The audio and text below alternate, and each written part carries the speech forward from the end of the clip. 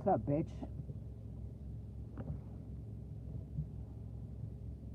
I'm alive and well, motherfucker.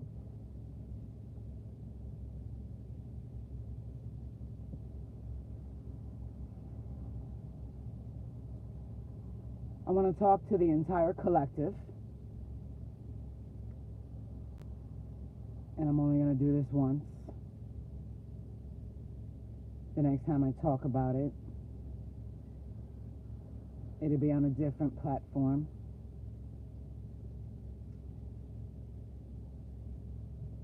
I am being instructed to speak about what happened, and I am being instructed to follow through, and I understand the assignment. And this ain't an easy assignment, and I think I've been preparing for this for probably, I don't know, maybe 6 or 7 lifetimes. And I just have to say that my entire life here, this lifetime, I've been fucking angry because I'm like, why don't people recognize me? Why don't people see how important I am? Why don't people see that I'm the one who's going to change their life? Why don't people see that I'm such a blessing to them?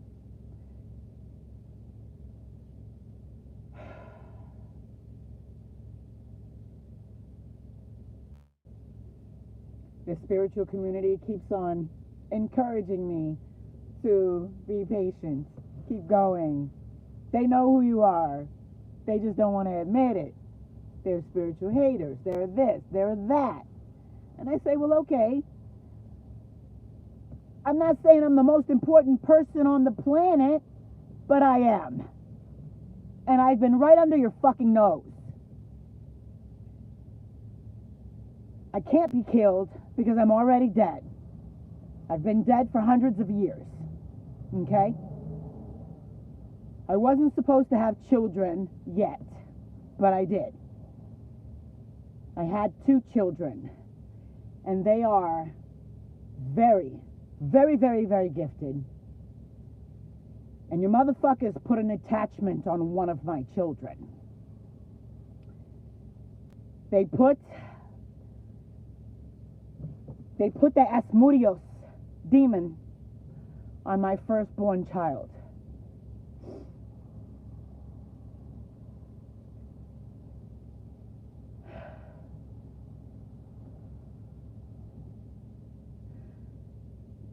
And I think I have to sacrifice my child to save the world. She has to save herself. I gave her the tools. But I've already defeated this demon.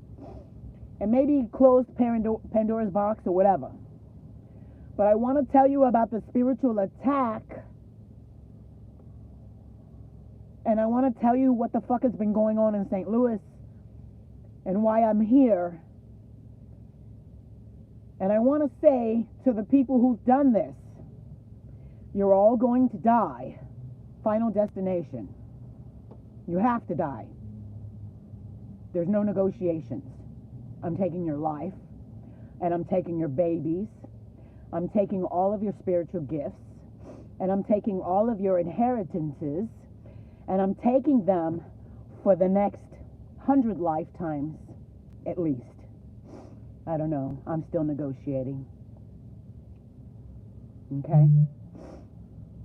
I get a confirmation. I can pretty much have anything I want right now.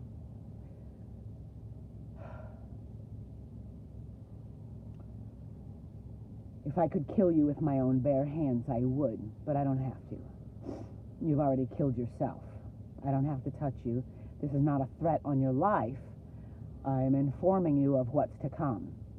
You are tapped into the psychic community to learn about the future, right? There's your future. Yay! Now you know, motherfucker. So, in St. Louis, there is a group that calls themselves the Israelites. And they are run by a bunch of sexual pedophiles, evil monstrosities in human form.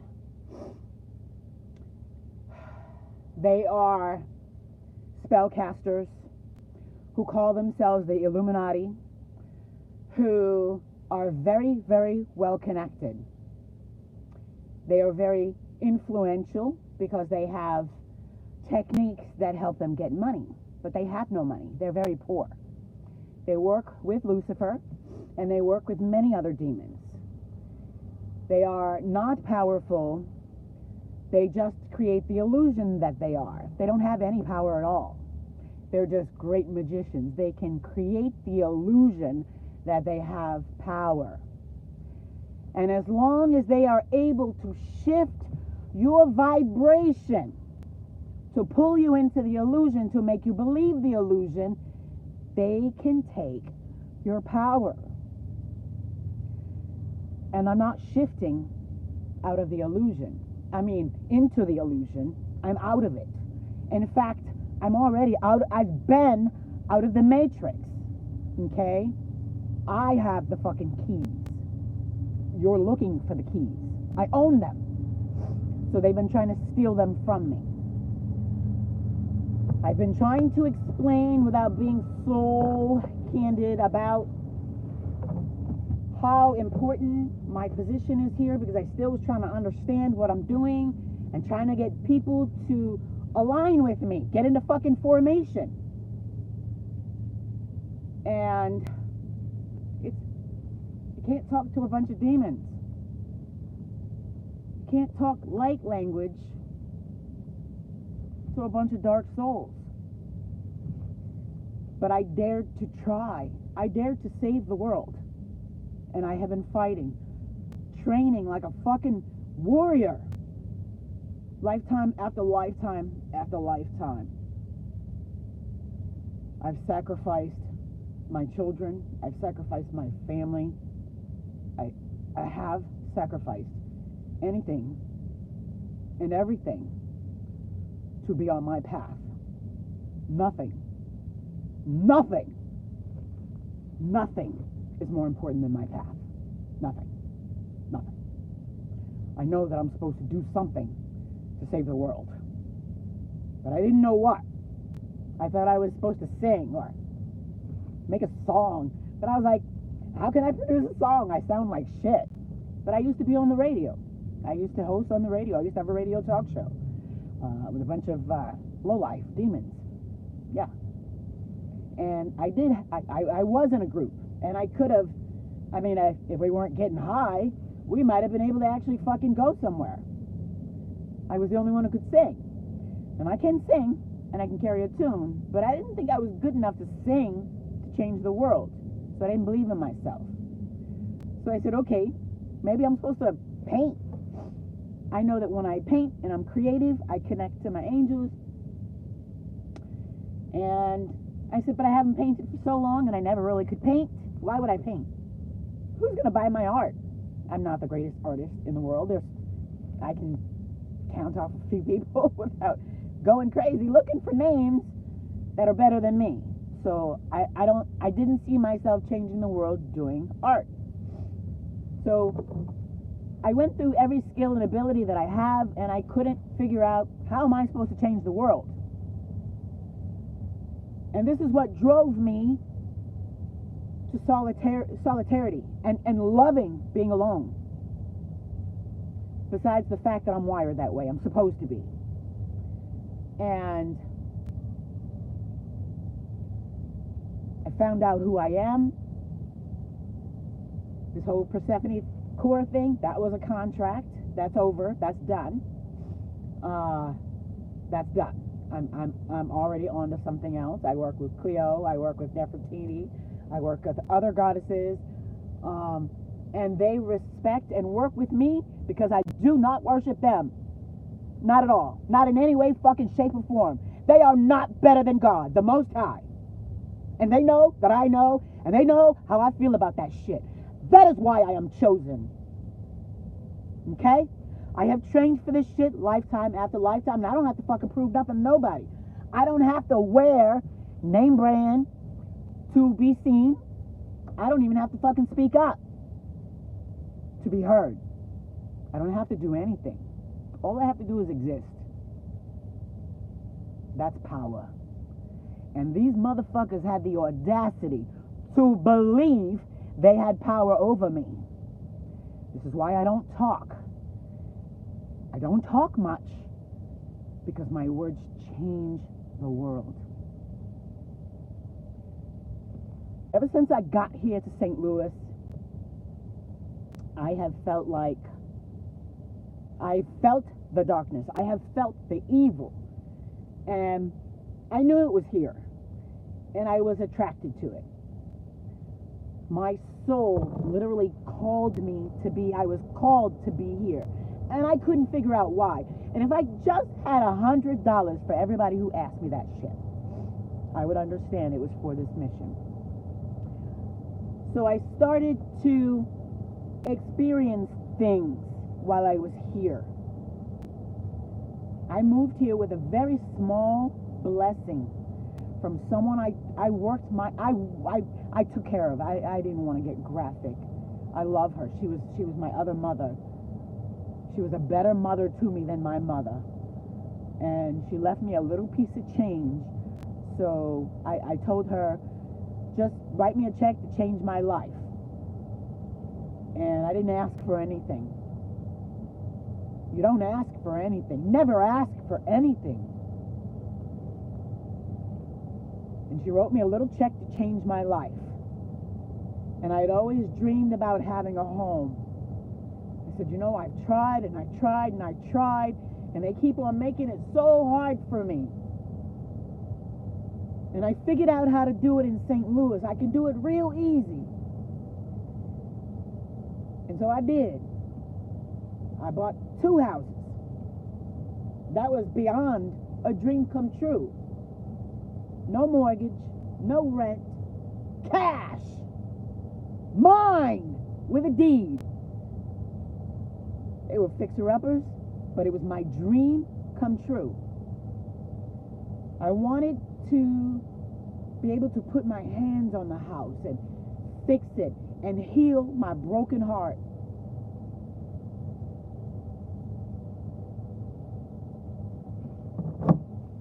So I came here and began doing that.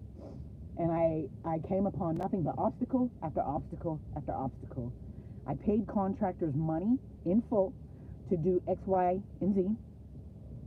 This one was doing X, Y, and Z. This one is doing A, B, and C, and they're working together.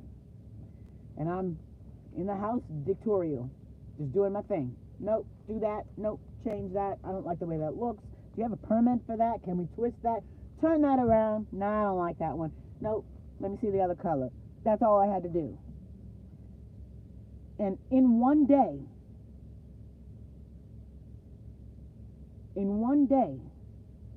everything fucking switched.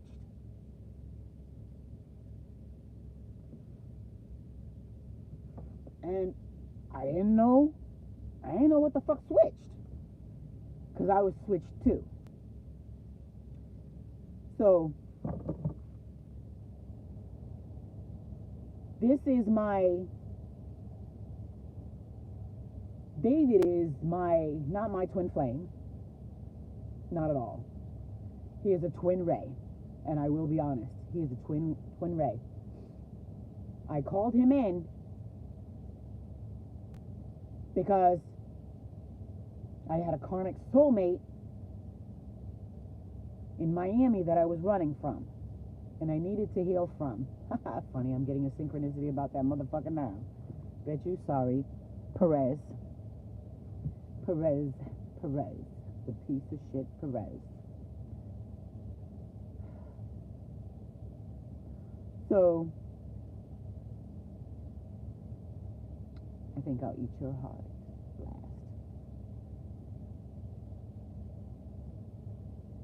Now you know what's to come. Anyway, I did what I was supposed to do. I watched these motherfuckers take my money and leave me in a house in the middle of a renovation with no bathroom and no kitchen. And I cried, and I cried, and I cried. I said, how the fuck can you do this to me? How can you do this to a woman? I need a shower. I need shit. How can you do this to a woman? I begged them to please just put the toilet in. Please just put the toilet in. I'll figure out the rest.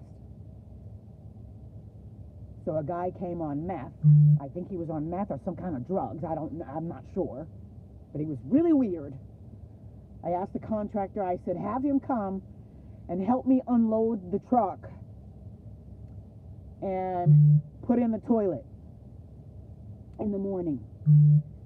And so the guy came at 10 o'clock at night, unloaded my truck, and came in the house with a drill and a duffel bag.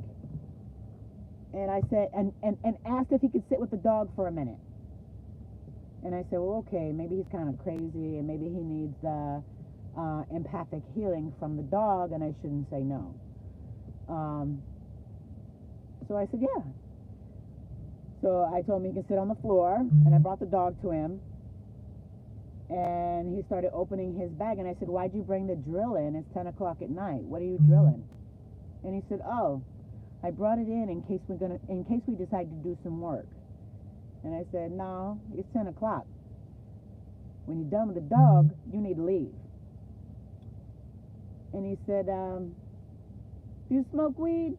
I said, I sure do, but I'm not smoking with you. I don't even know you. And I said, are you on drugs? And he said, yeah. He said, and I said, but I don't think you're smoking weed. And he said, let me show you. And he starts to open his bag, and I saw something. And I immediately text his boss, and I said, get this motherfucker out of my house right now, or you're both going down. And so he immediately calls him and interrupts the whole thing and gets him out. This is when I realized, well, I start to take mental note.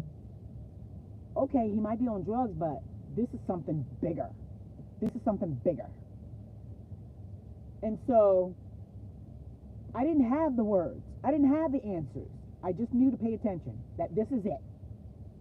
I just kept knowing, this is it. This is it. This is it. My twin Ray, David, did something to make them run. I ended up fixing that house I ended up renovating that house by myself. I called to my brother, crying, in the bathroom, trying to figure out, how do I finish hanging the drywall? How do I do this? What's it going to look like? What tools do I need? I figured out exactly what it was going to take to get my bathroom up and running, and I did it. And I cried to my brother, and I said, why won't you help me? I know your arm hurts, but I need help. And he said, yeah, my arm hurts. I can't do that. I said, okay. I never asked him for help again. I commenced to continue to rebuild my house with my own two hands. And since they had already fucked me over out of all my money, I didn't have money to fix shit. I had to do it one thing at a time. I paid this plumber to do all kinds of work that was done illegally. This man intentionally put my exhaust system for the water heater, gas water heater, mind you, he intentionally put that shit at a 45-degree angle, knowing that I didn't have a bathroom or a kitchen And I was living in the basement temporarily while we did construction. So what happens when you're in a closed room breathing in carbon monoxide? Bitch, you finna fucking die. So there I was, dying. I was dying. And I couldn't figure out how or why. And I'm so thankful. I leaned up on the washing machine and I broke down in tears. And I said, God, if you're fucking real. And I said, nah, forgive me for that. I know that you're real. But where the fuck are you? Where are you? Something's wrong. And I said, if you don't show yourself to me now, all bets are off.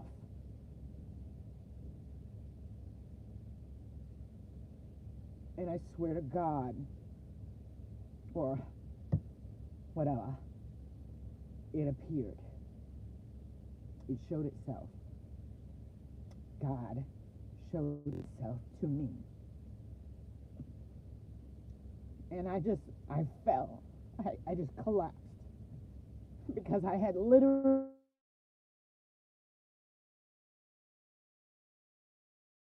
pencils. I drew a picture of what I thought God was when I was in maybe elementary school. And it's actually a picture that my daughter absolutely loves. And out of all my work, or my art, she loves this one. And that was what I saw. When I saw God, there was so much light in front of me. And it was like streams of energy. And it was like mathematical equations and question marks and exclamations and words and symbols, and it was just energy, and it was all in like this translucent kind of glowy thing, and it was swirling around me, and I felt I levitated. I completely was not touching the ground, and I was just hugged so fucking tight. I was loved back to life. It was as if he said, hey, remember me? And I was just like, yes, I remember. I remember. So I know that I know what God is. And I know that what I'm taught is not the truth. And I reject and I rebuke it. And I've been alone with that truth. Nobody believes it, and nobody will stand by me.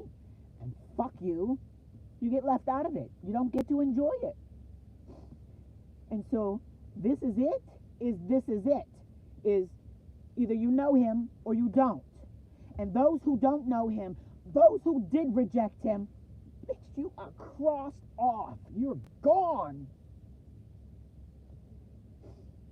So I have been watching. Okay, they started with tearing me down while I tried to build my house. Now, this was my dream. My dream, I had learned about real estate investing for 10 years, but I didn't have the courage to make a move. And I finally made that move. It was my dream to have a house and fix another house and be able to have a little bit of residual income from that. And then I could eventually bring in people, and as a team, I was hoping to find my soulmate, my we're going to do it all. No, we're just me and you against the world, and this is what we're going to do. And I wanted to start that shit right here in St. Louis. I wanted to infect St. Louis with pure love from the inside. I wanted to give people who were lost from Hurricane Katrina, I wanted to give them a home. I wanted to just fix up broken houses and just heal my heart while I'm fixing them and bless people. But these motherfuckers came into my life and tried to rip that dream from me. So I said, okay,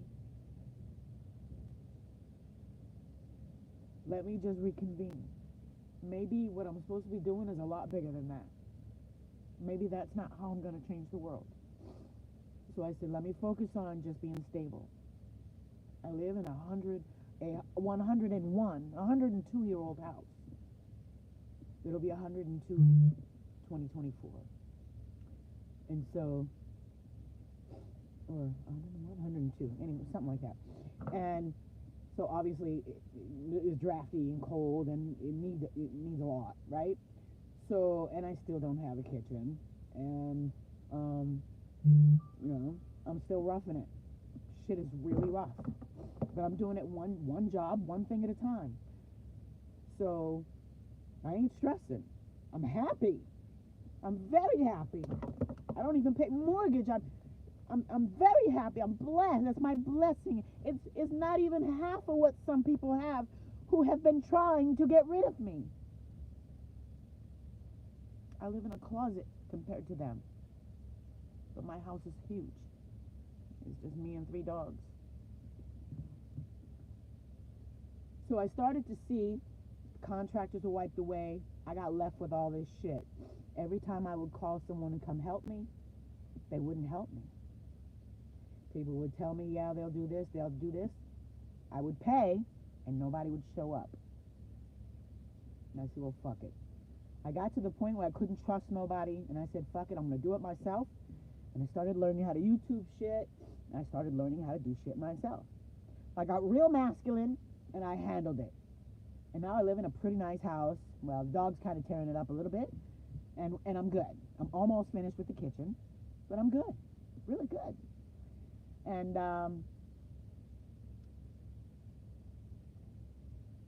so I thought, I gotta focus on money now. I need income. So I went and got a job. And I was a Lyft driver at that time, and wanted to slow down how much I was driving, to slow down the wear and tear on my car, because the expenses when you're doing Lyft and Uber driving, I mean, the car has to go in the shop frequently, and I couldn't really afford it. I wasn't really making enough. I wasn't really able to drive a whole lot because working on the house was exhausting. And so I said, let me get a job, and I can do both, and maybe I can make it a little bit better this way. And so I didn't know. I have a license. I have license. I have many licenses and degrees. I've had my own business. I'm an entrepreneur. I'm a serial entrepreneur. I'm highly intellectual. I'm super intelligent. I'm borderline genius, if not really genius. I'm probably over genius and probably underestimating myself. I've got a very high IQ. I know I do. But my, I don't know, what helps me win is playing stupid. So, why be smart? What the fuck I need a vocabulary for? All I gotta do is listen to you. Take yourself out. Thank you. So, that's the role I played. And it works. And so, I said, let me get a job. I went to a place where I thought I can have fun. I'm already here. I'm here often. I'm here almost every day. I like what this place has to offer. I feel safe here. I'll do it while I figure things out. Because I needed to kind of manifest. I don't work. I'm a manifester. But my energy was so fucked up. Having trust issues, I was having a hard time manifesting. I needed to manifest like 10,000, 20,000, 15,000, not 20, 30, $40. You know what I mean? I need a bathroom. I need a kitchen. You understand what I'm saying? $50 and a fucking bag of weed isn't gonna do it for me. So I asked my partner, can you give me $3,000 today? He said, no. I said, then get the fuck out. Don't come back. And I went to Quick Trip and I applied for the job. Mind you, I had gotten him off of drugs and gotten him a job. And I didn't even know he was on drugs. Okay, that was his secret, but I was cleaning him up, but I didn't even know I was. So, yeah, that's another one. And I went to Quick Trip, and I was very, very, very happy. I loved it there. I was a superstar there. And then all of a sudden, people just started hating on me so fucking bad. All of a sudden, I was in a very special position called the Weekend Warrior. It's a trial position that was created by corporate. This position allowed you, and I was like a pioneer. I'm always a pioneer. I'm always, everywhere I go, I am the pioneer, okay? So I was the pioneer driver for this position, and basically this position would allow me in 3 months, I think it was 3, 6, 9 months, maybe 12 months, something like that, to skip levels up and go into a particular manager position that would give me like an exponential increase without requiring me to go up these certain levels. But everybody else, regular store clerks, they made less money than I did, and they had to go through those steps. This was a position for an angel. I got paid more, and I got to jump everybody. So I called my boss one day, and I said, I think I'm going to quit. And he said, why? No. And I said, yeah.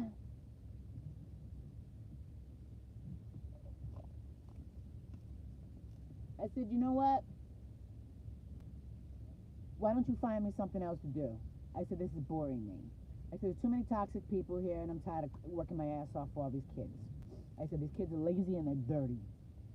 And I said, get me a manager position, and I want X amount of dollars, and I want to go in a different location, blah, blah, blah, blah. And he said, all right, let me call you back.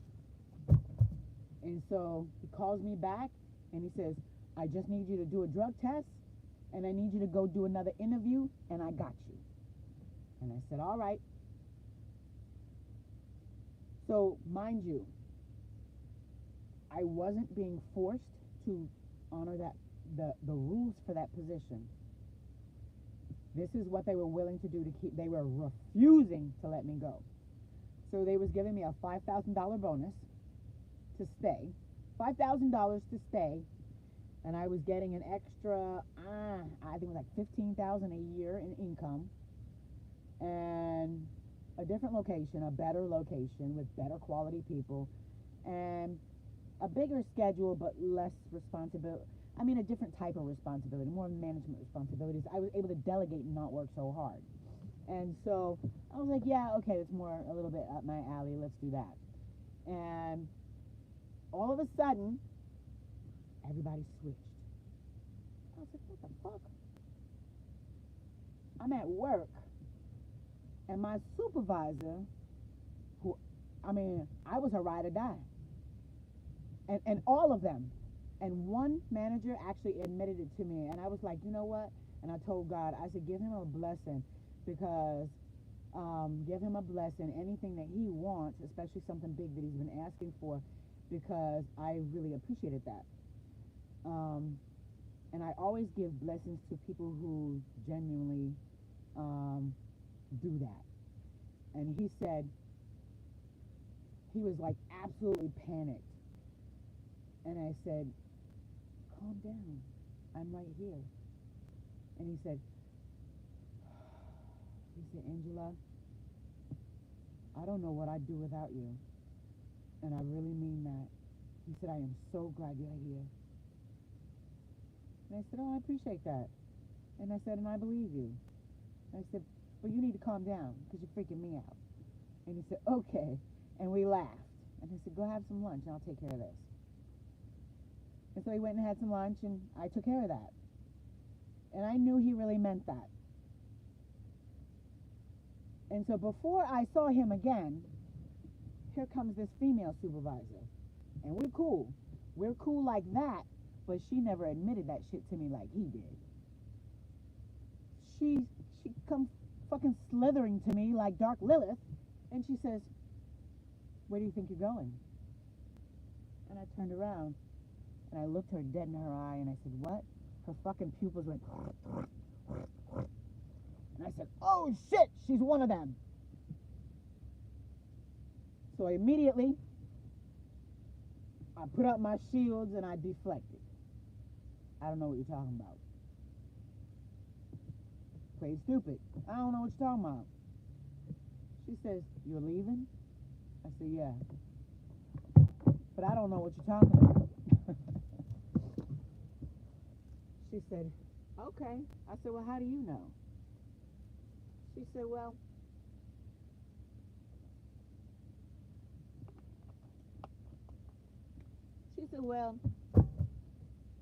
so-and-so asked me and this and this and that. And she said, I put in a good word for you. She said, you're amazing. She said, you'll do great. That's a great position for you. She said, I want to show you a few things. And she took me to the computer. She said, I want you to look at this and I want you to read this shit. She said, I'm going to print this for you. This will get you ready for your interview. She said, you got to go have your interview. She said, this is going to be everything you need. And I was like, wow, she's supporting me. Okay, shit. I was worried about nothing. So I go do my interview. I take the drug test. I got the job. I got to wait. So I call the guy back who originally, I filed this request with. And I said, hey, yo, what's going on? You said wait 3 days, but it's been 3 weeks. Where you at? I'm kind of going crazy over here. And he said, I just need you to be patient. I'm trying to open up a position for you. I'm trying to open up a store for you. I'm going to give you your own store. I said, okay, all right. And I said, yeah, that's what I deserve. That's where I belong. I should have my own store. Fuck this dumb shit. Me playing small. Give me a store. So that's what I was waiting for. And I said, well, it'll be worth the wait. But then I opened my eyes. And I looked up to see what the fuck is going on around me, because I can hear and I can feel in my subconscious all kind of shifting as a result of me leaving. But I wasn't paying attention to it. So I just looked up and I paid attention. The night manager had been promoted. The morning manager had been promoted. And someone new came in. They moved up 2 motherfuckers over me and left me sitting there.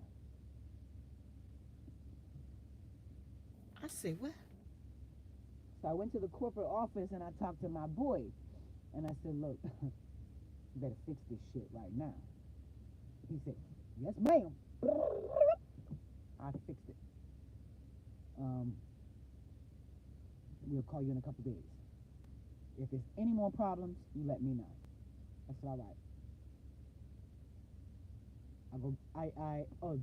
A hurricane hits Miami. I fly down to Miami. And I didn't see my family because I don't give a fuck about them. And I came back on the same day that I was supposed to be to work. I think I was supposed to be to work at 3, and I think I didn't get back until about 4:30 or something like that. And I had called the morning of and let them know that my flight had been rescheduled and that I was going to be at least 2 hours late. And so I talked to her, and she says, okay, cool, no problem. So when I get there, I'm 2 hours and 20 minutes late. So the store manager is there, and I never worked with him, but maybe once or twice, and I hate him. He's an alcoholic. He's very narcissistic. He's very abusive, and I'm an empath, and I'm extremely sensitive, and I got a pure soul, man. I couldn't stand to be around him. So I said, I'm just gonna suck it up and just do my job. So I get there. One of the girls tells me what's going on. She fills me in on what's going on, and she tells me we're introducing a new product to the grill. This is it. I'm test tasting it, and this and that. And I was like, well, are they ready, or is there any old ones? Can I have an old one or whatever? Because we're allowed to have the old ones for free. We just write them off. And she said, well, no, I just put these on, but there's some old sausages. And I said, well, fuck it, I'm going to go get me a sausage. So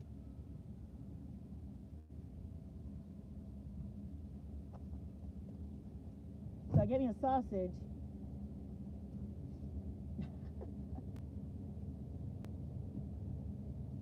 So I get me a sausage, and I'm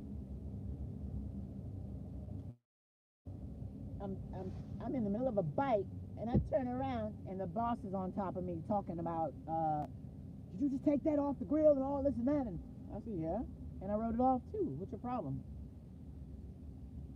And he just went printing up a whole bunch of shit. I mean, he just went narcissistically berserk, and he just was attacking me.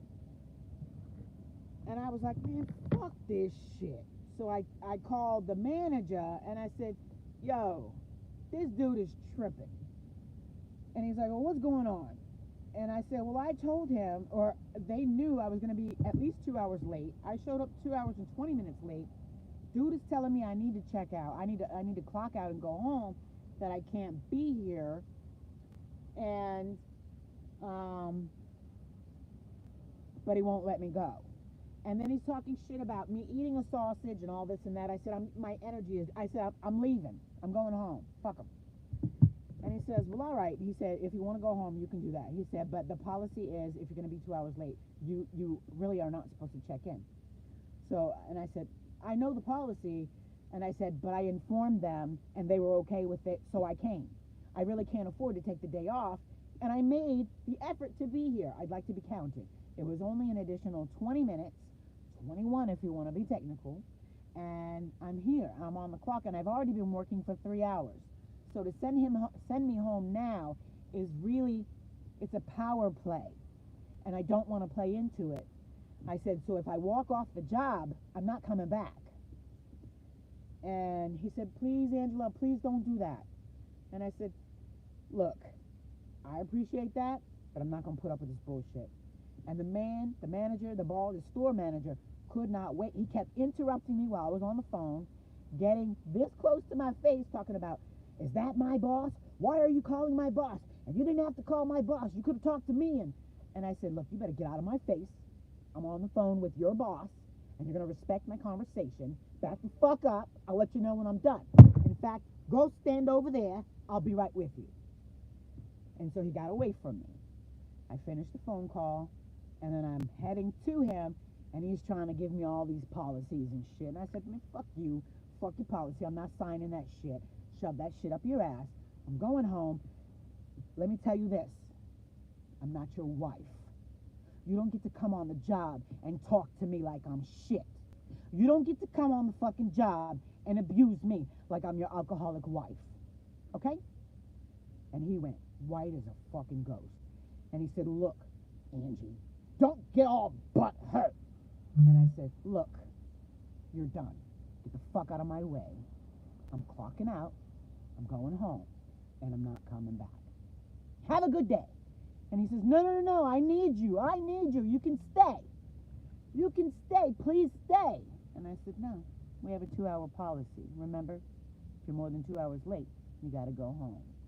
I said, but because of your bullshit, I'm not coming back. I don't need this job. I wanted it. And he goes, oh, face hit the floor. So that's when I realized I was being attacked by narcissism and narcissists. So my manager, the one that was helping me get the promotion, he's calling me and he's begging me, please don't leave. What can I do? And I said, I want to know, why was I sitting there watching 2 other managers level up when nobody applied for nobody was being promoted. Nobody applied for promotion. Nobody was talking about it. Nobody was thinking about it. But the minute Angie wanted out, everybody else was out. Are you fucking kidding me?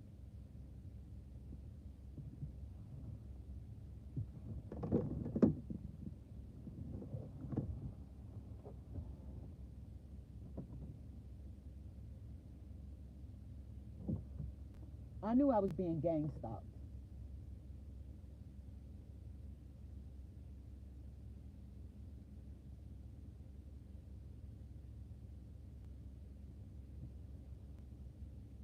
I think I need to leave this area. I think there must be trackers on my car. Or maybe they're watching me live. But how would they know I'm here? I mean, you only got that to tell where I am. I'm here like this on purpose.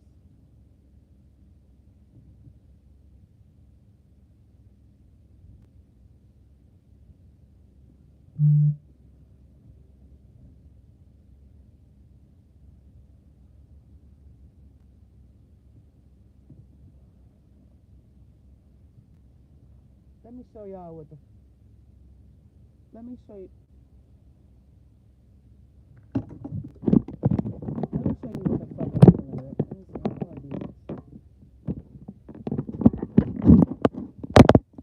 Look at this man down here. But now I'm really gonna have to leave because now I'm gonna show you exactly where I am. But they already know. I don't know how to do the. Oh, there we go. Where is he? Look at him. He was standing there when I first. Okay, now he's taking pictures. He was standing there with his whole back to the water. How are you on the pier? So he is taking pictures. But he had his whole fucking back to the pier facing me. And then look at this guy. I don't know if this guy getting ready to rob me, jack me, or what. I'm out of here. Because I will hit and run this nigga to save myself. Yep.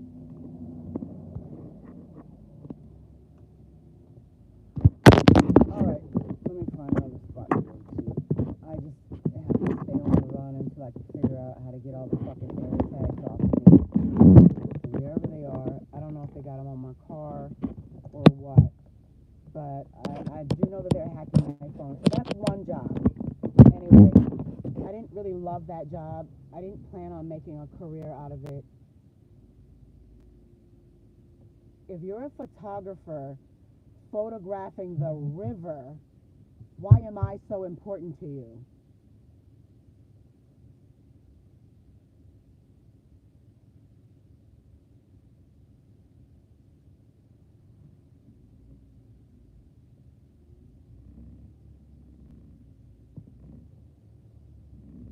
No. That motherfucker's suspect. Maybe I should stay right here though. I'm not sure if I'm making too much of it. But this is the kind of shit that I'm dealing with. I've seen what they're doing. So let me tell you, I'm gonna stay here. I'm gonna stay here and defend myself because I ain't got no problem. I ain't got no problem running over somebody or taking other measures to protect myself. I don't. Not at all. Anyway.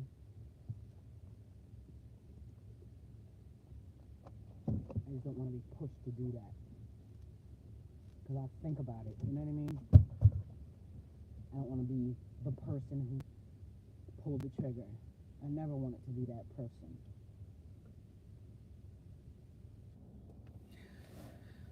So that was the first job. This is when I started to realize I think I'm being fucking gang stalked. Because the contractors, every time I reached out for help, their help was like something would go wrong. It would be all of a sudden, they're cold and nasty. They won't return my calls. They take my money and they don't finish the job. And I said, okay, we're on this shit. I know that I'm being gang stalked, but I can't prove it. So I started to pay more and more and more attention. I got this other job.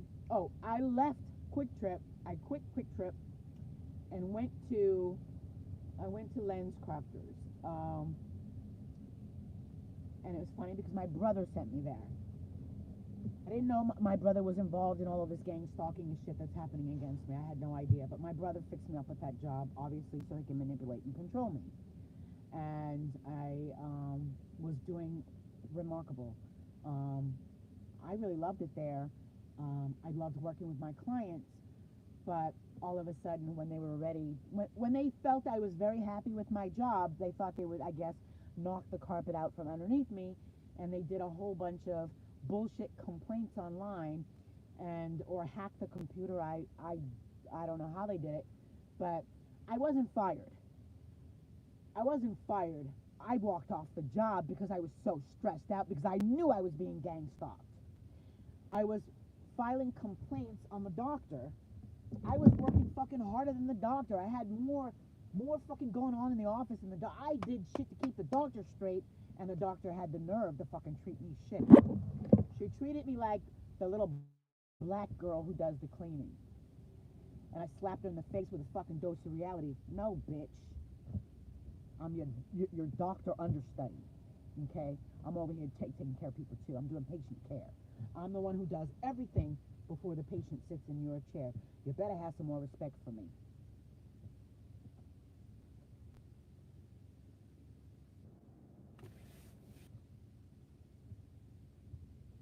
Well, that was audacious as fuck.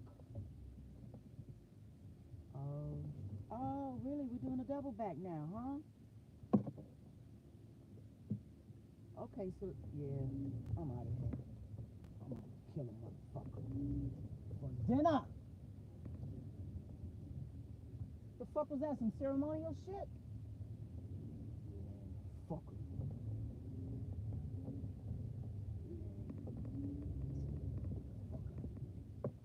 Everybody here is on some bullshit. And I can't express that enough. I come from a very magical place. Miami is so magical, so magical. This is nothing but dark, evil energy. Dark, dark, dark, and evil. So anyway, they fucking fucked me up to where I lost the job that I did love. I really loved it. I was so proud of myself. I was vibing high. I worked so hard for that. I excelled very quickly. I was learning shit that I couldn't even pronounce. I was mastering the technique.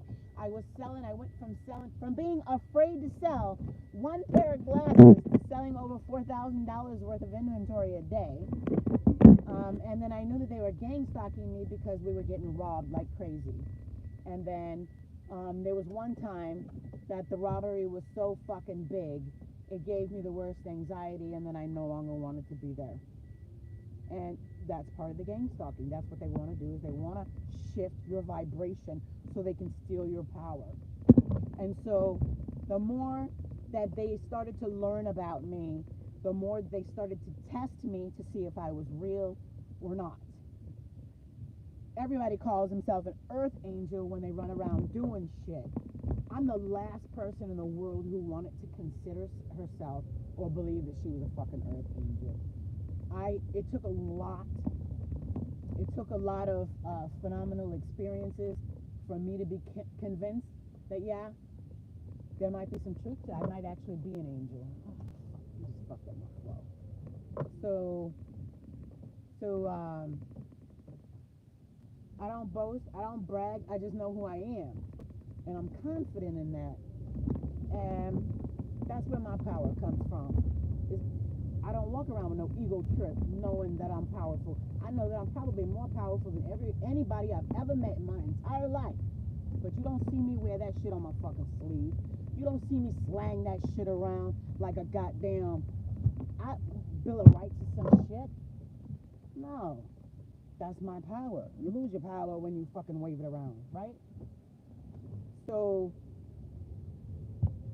I'm not saying I've been taking down these narcissists, but I've been damn sure taking notes. So I started to put the pieces together. Every time I meet somebody, everything would be wonderful, and then within 3 to 4 days or a week, all of a sudden they would ghost me, or they would do something real fucked up and foul to me. I mean, really fucked up and foul. And I would just be like, goodbye. I am not gonna break down. I am not gonna cry. I am not gonna lose myself over some man. Dick come a dime a fucking dozen. Dick don't do nothing for me. I don't go crazy over dick.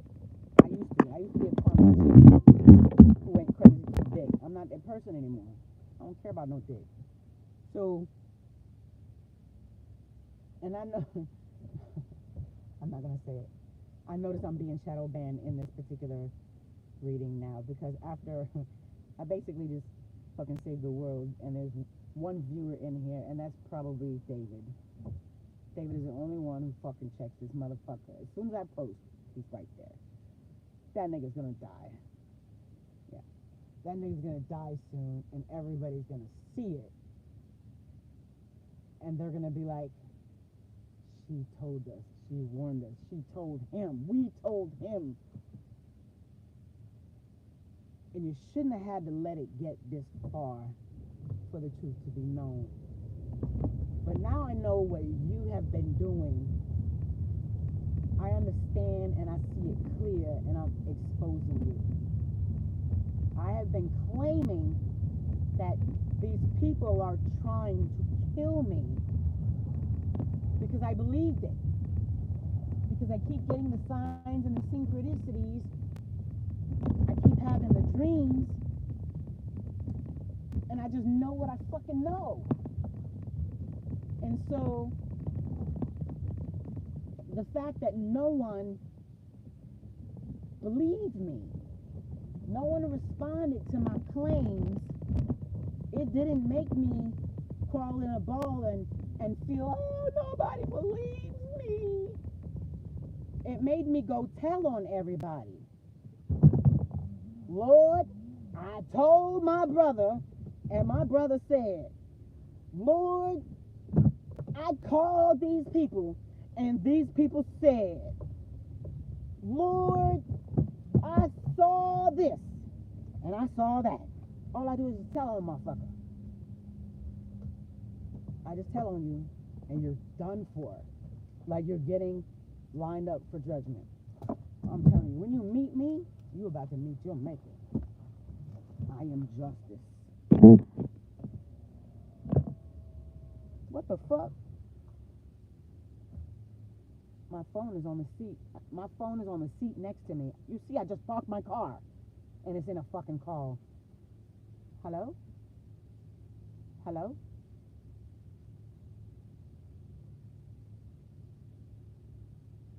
Speaking Spanish.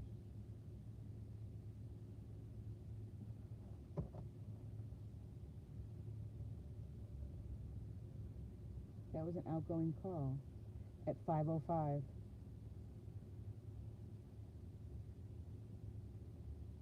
I didn't touch my phone. My phone was on the seat next to me. You see the shit that I'm going through? You think you're gonna make me go crazy? You're fucking crazy for doing this shit to people. This is the shit that these people have been, these gang stalkers have been doing. Hacking my phone, trying to make me think I'm fucking crazy, trying to make me second guess myself, trying to shake my energy up, trying to make me feel insecure about my own revelations. I'm too powerful. Yeah, it's not going to happen. You're going to waste your resources, your time, your own energy to where all I got to do is basically sentence you to death, which I've done for a few of you. You're sentenced to death. And so death by whatever means God feels necessary. I don't hand out the punishment. I just hand out, basically I just turn you in. All right? So I just do the sentencing. Anyway, I have seen them form groups. What they're doing is they call themselves the Israelites. They behave as if they are a church and that they're trying to save the St. Louis community. And so what they're doing is they're recruiting boys, I guess maybe 18, 19, 20 years old, maybe 16 years old. I don't know. I see a lot of 12-year-old boys running around with pistols. I don't know. They're vulnerable and susceptible to this group. But the boys that I do see with them are pretty much around 18 to 23, 24 years old, right? And they all look alike. And so I've already gotten a download about these particular boys that are recruited. They're gray aliens, okay? And they are, there's a lot of them here. And I can see them. I mean, people could just walk past me and I'll go, oh, shit, fucking gray. And I don't want to be noticed. I don't fuck with the grays. They're full of shit. So, they play both sides, right? And so, yeah, this is a lot. And so if you're not even like truly spiritual, I hope that you can't even find this video.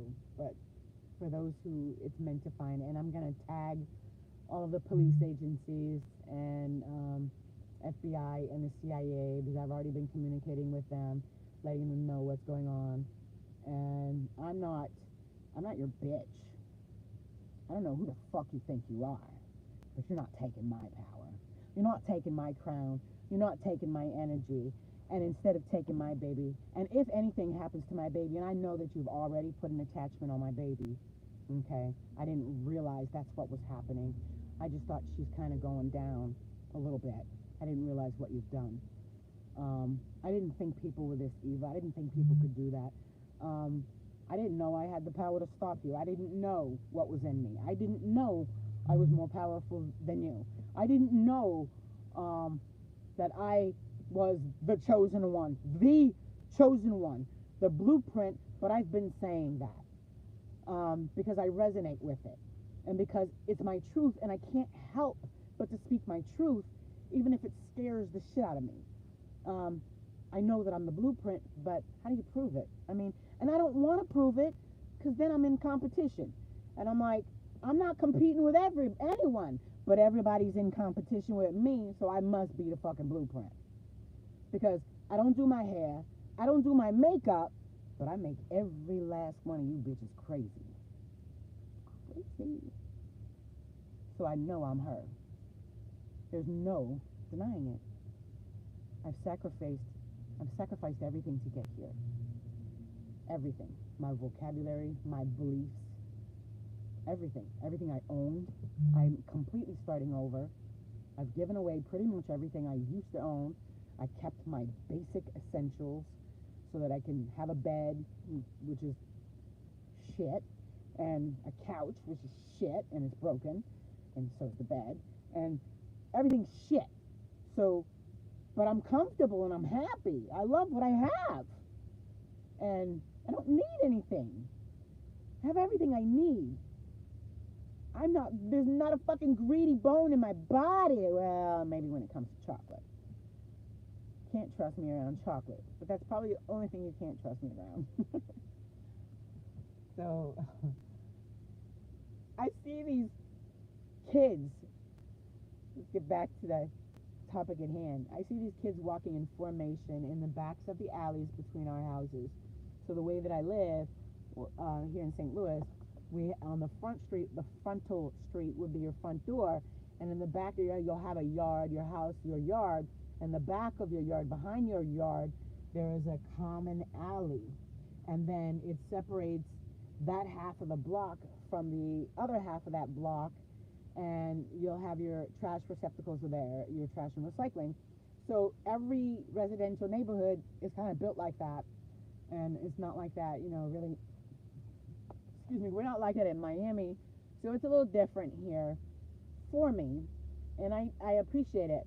But that alley never bothered me, but the shit that would happen there, I would notice that the minute it gets dark, you won't catch nobody in that alley. And I have been told to stay out of the alley at night. And I'm like, for what? The fuck are you scared of? And so, yes, it's St. Louis. Yes, it's a high crime city. But what I'm about to tell you is gonna fuck everyone's head up. There isn't that much crime here as you think. It's not. Most of it is intimidation tactics and statistics. Half of that shit ain't even real. So they will have these kids in formation walking through these alleys. Now, I don't know if the formation differentiates according to the lunar cycle or the planetary alignments. I don't know how deep into it they are, okay? But I know that they don't know true magic. I know that they don't have true power. This is an abuse of power. It's also a manipulation. There's a confirmation. It's a manipulation of the city's children, because I don't truly believe that everyone who allows their child to participate in this program is aware of exactly what their children are doing. So this is just one scenario. I have physically seen these kids in formation walking through the alley. They're very tall, very skinny, black, and they all are built the same. They look the same. It's like a fucking military, right? A mini military. Now, they have black boots on, black pants, and black hoodie sweatshirts. And they will walk together in a formation and march through the alley and do particular tasks according to the planetary transit and what it is that they need to extract. What chakra do they need to manipulate, and how do they do it? All right? So they're going to do a little bit of work, a little bit of research, find the right spell, find the right whatever, put together the right team, and they go. So what I noticed is they're trying to, obviously, they put a cap on my crown. And I felt it happening. I was literally driving, and they had put, it felt like, and it was like, it felt like I could see in pink. It was almost as if I had put on pink glasses, right? Rose-colored glasses. And everything had this pink hue, or like a hue. And then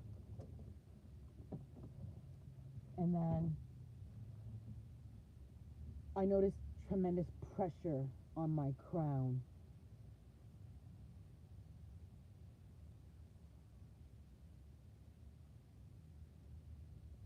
And then I got a new gift.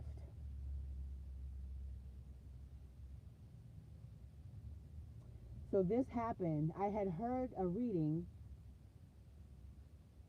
I had heard a reading from a reader that said for me to prepare. If I resonated with the reading, that I should probably clean up my, drink some water, whatever, prepare. I'd be receiving a new gift. And so I was like, yeah, whatever.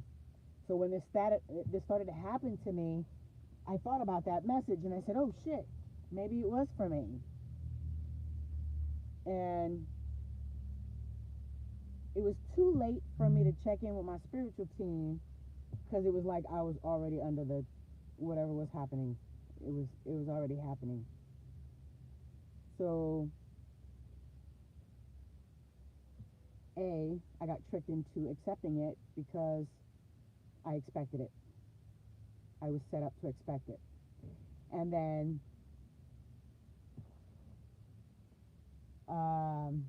what? The gift.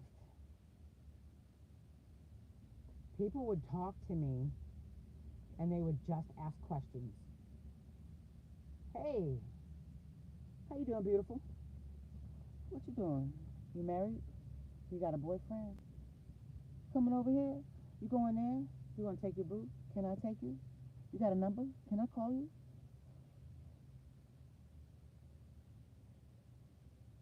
Without taking a break, without listening to my answer. And it was like one person after another. And I was like, what the fuck? And I said, oh man, these motherfuckers, look, these motherfuckers, man, everybody's baby finna die right now, because I know my baby's affected. I know you got my baby, and I need to get off this video. I need to finish this video and expose these motherfuckers so I can save her. I've done what I could do, but I gotta figure out more.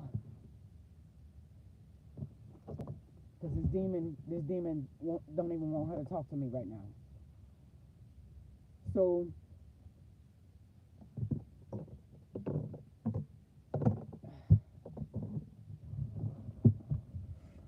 and I will sacrifice my child to save the world. Unfortunately, it might be the only reason why they're here, and I would accept that. It would make them. It would make them, for me, bigger than me, bigger than life, bigger than anything you can imagine.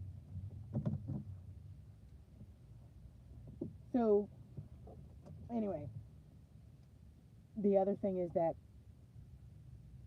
I never wanted to lie and make up shit and say, oh, they were walking through the alleys with guns.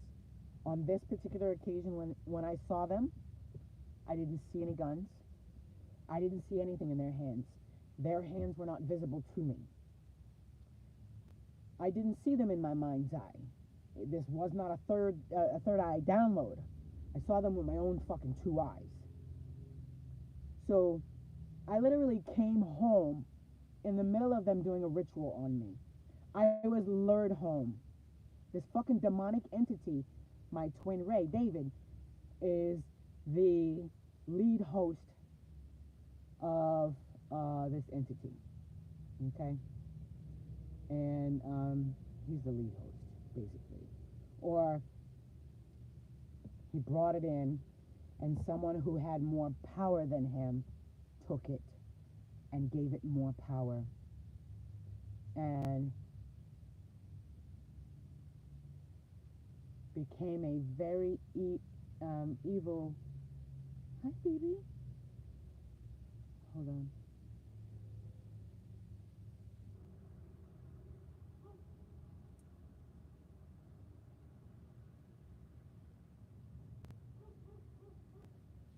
Good girl.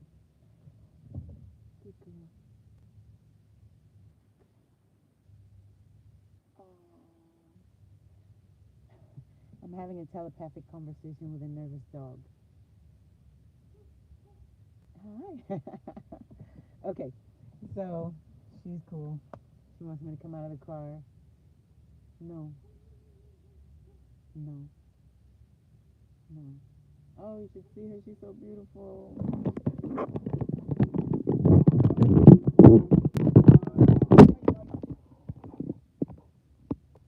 Where are you? Hi, baby. Hi, baby.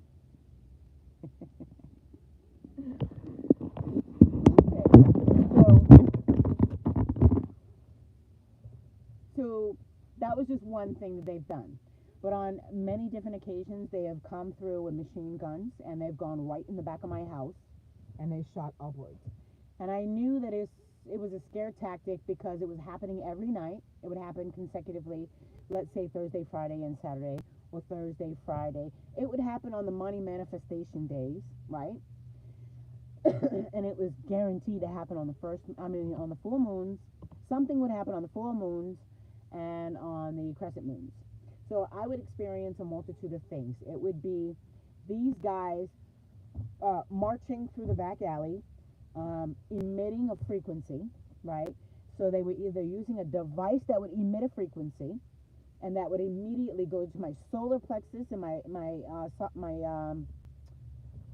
solar plexus and sacral chakra.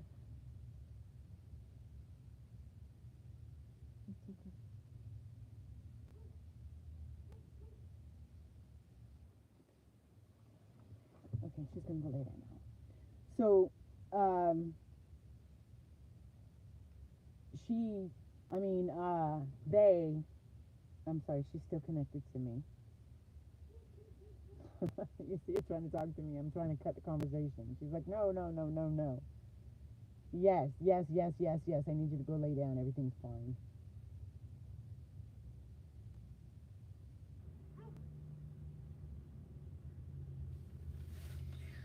So they um, weren't really shooting at any target or anything like that, but I think it was like by the third time that it would happen, I kind of understood. I could visualize exactly what was happening. I could see it. I could see it and feel it from listening. So they were just going in the back of my house and leaving. There would be, I wouldn't hit it. I wouldn't hear any bullets hit anything. I wouldn't hear anybody scream. I wouldn't hear any getaway car. I wouldn't hear anything. I would hear, however, a pin drop. The whole fucking block is used to this shit. The whole fucking block is hypnotized. And I started to realize, this is how they're doing it? Are you fucking kidding me? And this is what they think they're going to do to steal my energy. I said, oh, this must be why I'm here. And so the whole twin Ray and his little demonic ass was supposed to distract me by thinking I've lost the love of my life. But it was supposed to distract me from seeing what was going on. But I was so repulsed by him that I couldn't do anything but focus what was going on. So it actually worked for me. But that was me transmuting that energy, right? So I figured out that the person who's orchestrating this will literally sit at the end of the block and watch this group do this. But what this person didn't know is that this person was being watched too. I saw their watcher as well.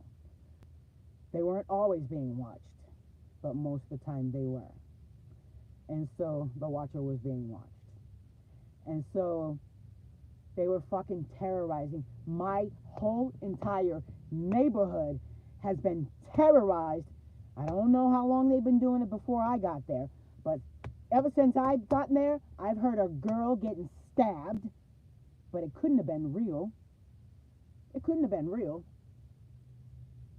And it made me delirious. It made me come running out of the house wanting to go save her.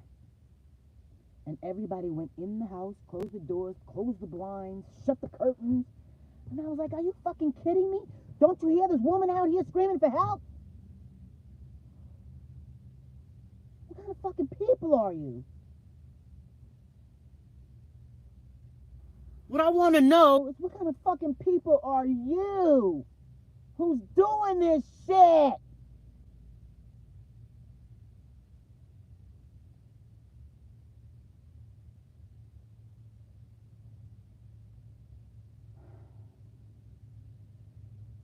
You ever watch the movie Practical Magic? The little girl releases the white petals in the air and she casts a spell. That little girl, that's me. And that story is about Asmodeus, the demon I just defeated. I didn't defeat him for myself because he was my secret enemy. There is nothing in my life that invites that demon. But that demon was always there because there were things that I did. There were lives that I lived. I was karmic. Very karmic. I've had lots of unprotected sex and done drugs, and I've done it. Curse and steal and lie. I've done it. Not a whole lot, but I've done it to try it. I'm not perfect. But I damn sure healed. And I damn sure elevated. And I know who I am. So that demon was in me, hiding, secretly destroying every fucking piece of me. And I didn't even know. So when he embodied this demon, it was already my assignment. It was written in the stars for me to do this. This is how I'm a star. This is how I'm supposed to, I guess, save or change the world. So this shift in energy we feel is me sending that fucking demon to the abyss. I sent him to the abyss. So I reached out to the FBI, I reached out to the CIA.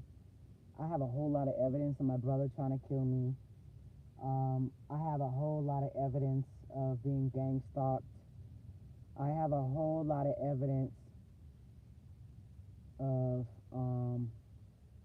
being followed, of my life being destroyed, health problems. I was nearly killed from, carbon monoxide poisoning, and from black magic. I've had demons fucking come behind me and put their hands through my chest and show me that they're there. And I just had to turn around and fucking handle their ass.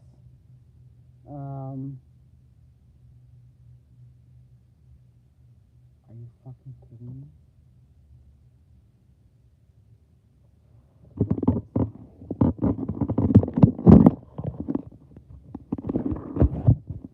There we go. Look at this. He could park any fucking where. But look at this. There's no doorway, no entry to that building. Why the fuck are you parked there? Huh? Why are you parked there? You see, I told the dog everything's fine. I love her. I gave her a pet. I pet her. I hugged her. Told her it's okay. Go lay down. Told her to trust me. She's safe. She's gone, right? There was actually 2 dogs. But only one of them wanted to talk to me. So who the fuck is that? So you understand? I've been very patient. I mind my biz. Kevy Kev. Kevy Kev. Are you transsexual? Gay for pay? Who are you? Are you the one in the Jeep Cherokee? Will you be alive tomorrow, Kevy Kev? I hope so. I hope so. Because everybody who did what they did, you're done. And I'm not saying it. It is what it is. Oh, this nigga just got out the fucking car. Let's see. Alright. Alright, so he's going across the street.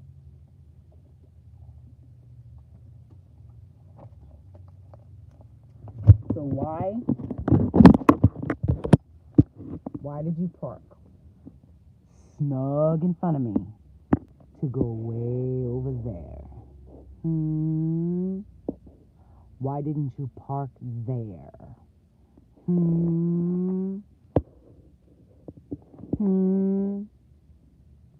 They think I'm stupid. So now I've showed my location. I guess I gotta get out of here. These motherfuckers keep me on my toes. Anyway, I know what they're up to. I know that there have been a lot of secret orgies and shit like that. My twin ray, I found my twin flame, and I knew he was my twin flame because I knew that my twin was supposed to be a Sag.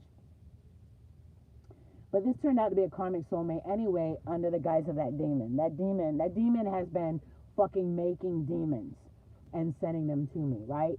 So it's not my twin. It's not the karmics. The karmics think they are. It's this particular demon, Asmodeus, has been working through the karmics to create things. So when I heard that reading from the reader saying, "Oh, you're gonna receive this gift, and they're coming down on your crown chakra, and they're gonna bless you with this gift," that was that demon speaking through her, right? So she is working for the demon. And I got to figure out who the reader is, because she needs to know that she doesn't serve God. She serves a demon.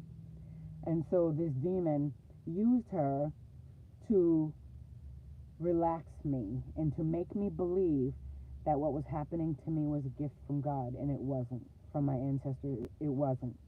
It was the demon preparing me for it was them doing spell work on me to block my crown chakra so I couldn't contact my ancestors. But you block my crown chakra, I still got how many other chakras? You dumbass. Not to mention, my crown chakra is 5,000 times bigger than yours, and I can just blow that cover off. Hello. So, you got a lot of learning to do, little magician. You have a lot of learning to do, okay? A lot. And you will be humbled every step of the way. And don't think that I haven't been humbled, because I remember as a child, I accidentally killed someone by telling them, you should go play in traffic. And they did. And this is when I learned to be quiet. And that's why I don't talk. I don't talk a lot. And I can't. Bad things or good things happen. It depends on what I say. So I know my power. So don't fuck with me, okay? Don't fuck with me. So I don't care about you having sex parties. I don't care about my masculines having fucked. They gave each other AIDS. They blamed it on me. I don't know what else they're doing. But I know that I was set up by these gang stalkers time and time and time and time and time and time and time and time and time again. And it never makes sense. Like, how? How the fuck do they know these people? How did they know I'm talking to this person? I only met them 2 days ago. They're all in on it. They're all connected to that demon. And I'm going to tell you right now, I don't believe the demon is defeated yet. I believe right now it looks like it. And I believe there's still work to be done. And I believe that I cannot be comfortable. I cannot get comfortable. I still got a few crowns to collect. And I'm snatching some babies. And, yeah, I'm going to have to be a little evil bitch right now and fight fire with fire. And it is what it is. I'm eating motherfuckers for breakfast. So it's really a good idea for you to be on my good list. My naughty list is kind of long, so this may take a little while. And the real me, this is the real me. You don't get to see this side unless you piss me off. I come out swinging, and you will lose. I promise you will lose. And so I want this group to be completely exposed. I want them to go down. Absolutely down. They are stealing St. Louis's young men and turning them into killers, murderers, rapists, liars, thieves, and demons. And these mamas are sitting at home crying, afraid for their babies, while their babies are being taught to sacrifice animals to steal people's energy so they can make money. Why don't you think of teaching these motherfuckers how to get a job and wash their ass and to dress in suits and have healthy self-esteem and to cook and to clean and how to love and be loved? Why don't you teach them that? Why don't you teach these motherfuckers how to clean up these dirty ass motherfucking streets? Why do you gotta teach them how to kill, steal, and destroy? The audacity of you. You audacious nigger. I hate the word nigger. You are an audacious shit nigger. In my best demonic voice.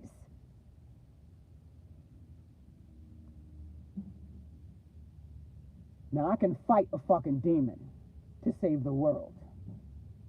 But you ain't worth saving. I don't know how many bodies you have, but for trying to take my life, every single person involved, I'm taking them, and you're going to pay for it.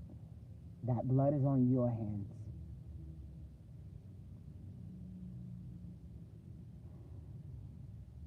You've been renting my neighbor's house, 4921 Theodore Avenue.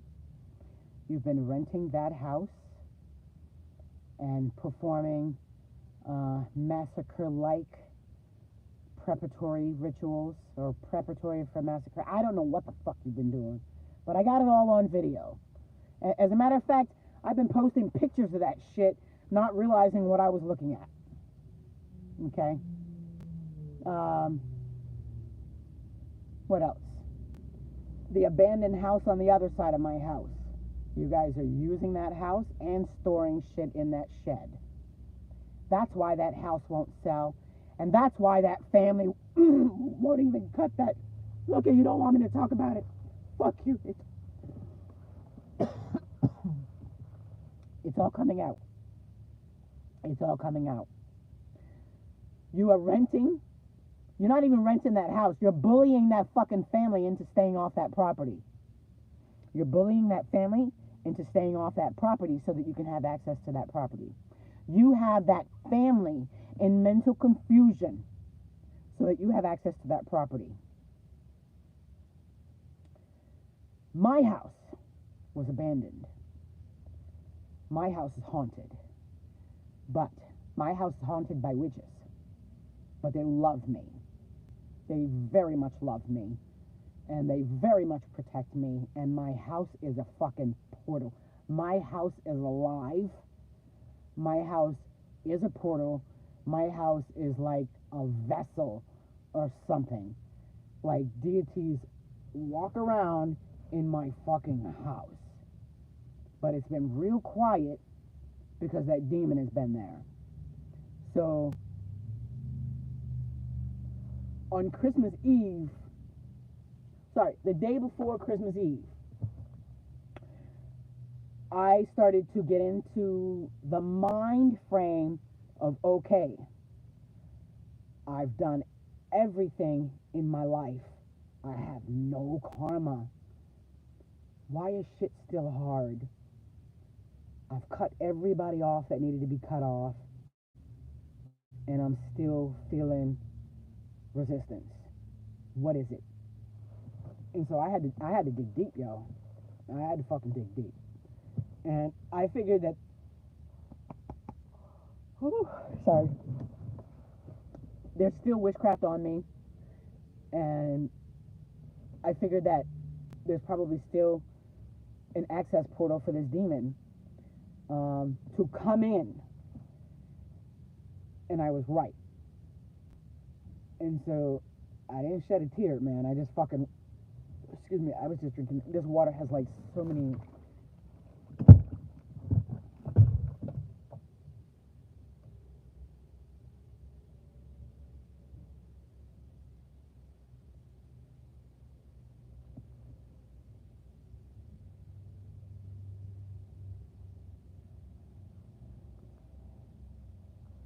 Well, I hope there's somebody coming out. This guy just came back to his car, opened the driver's side, did something, and then went around to the passenger side, got in, sat down on the passenger side, and started up the car. So maybe somebody's going to come out and drive. You see the kind of weird shit going on around me? So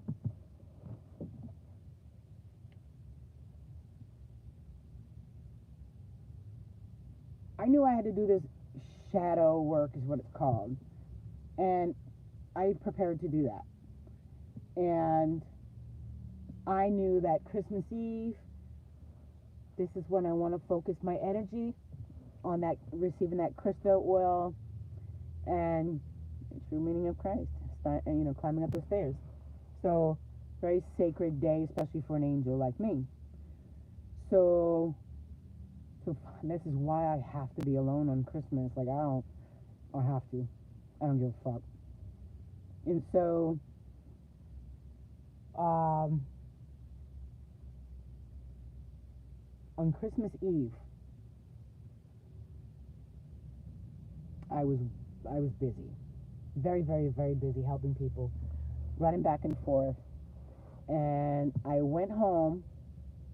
And what did I do? I went home and I did something, and I could feel. I think I talked about this already on another thing, and I can't kind of connect to that because there's so much going on around me, and I'm feeling really a little cold and uneasy. Let me put on, see if that helps.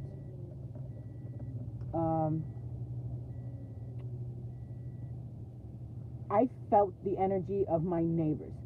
So my energy expansion, I can pretty much make myself feel where I am around the world and back to my other side. And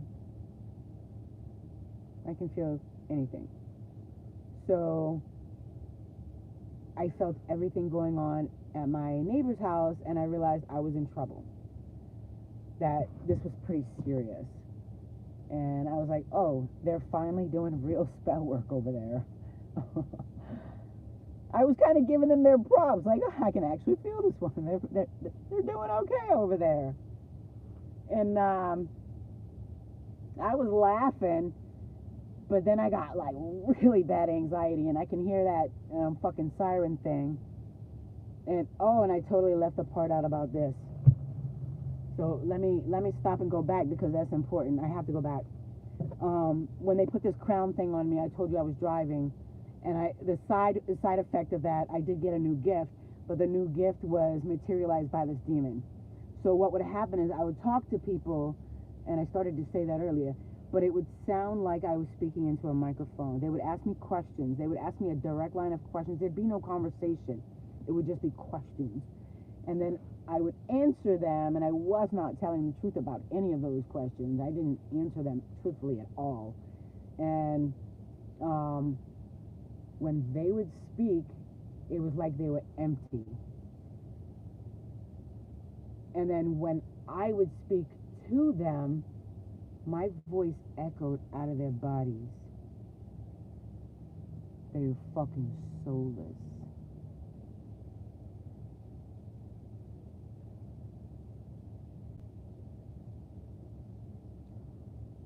These children's souls have been snatched. And they tried to snatch mine on Christmas Eve. So now I'm finished with that. Let's go back to, I'm in the house. I realize that they're doing spell work. And I say, fuck them. This is a good one, though. I can feel the energy. They're finally doing something over there. And I feel the anxiety in my solar plexus, and I said, I need to get out of here. I need to go now. And I bent down to, I think I was putting my iPad down or picking it up. And I felt something from the back of, from my back. I felt something almost grab my shoulders and like try to drive into me, into my heart. And I felt it like going into me, and I felt it in my vessel or blood, whatever. You know, you got a vein and then you got an artery. And I said, holy shit, they did it. And I fucking snatched whatever it was, and I said, not this time, bitch. And I threw it onto the face of whoever sent it. And they said, nah, you eat that bitch. And then I was like, what the fuck just happened? and then I couldn't breathe. And then for about 30 seconds, it felt like my soul or spirit was trying to be ripped out of me. Literally, while I'm alive. And I said, oh, hell the fuck no. I said, not only are you not taking my shit, I'm taking yours.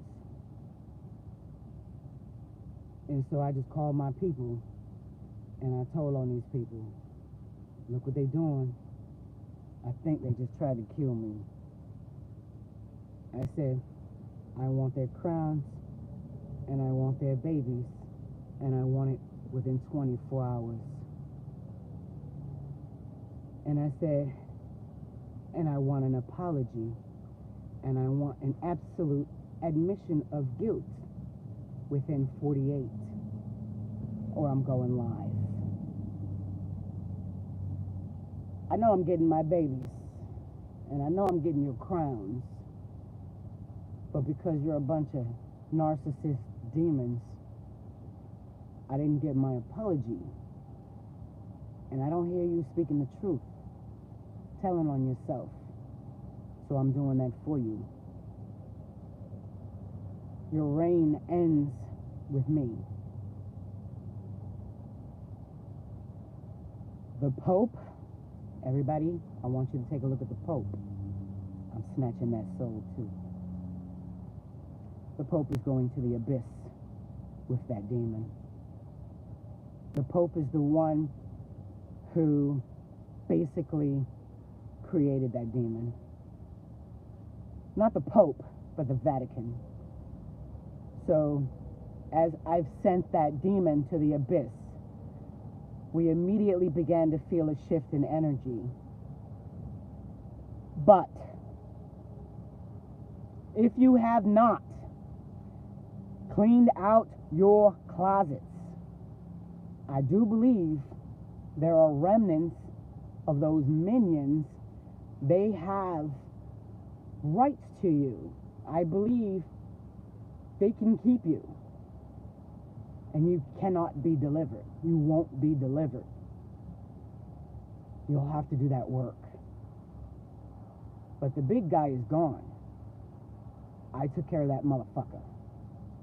And I was supposed to do a text. A toast, yeah. We should do a toast. But I was supposed to do a text or a post about, I'm going to try to figure it out.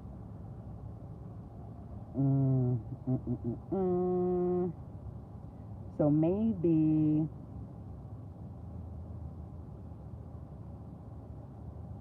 I'm going to tell you. So it was today around, deeper.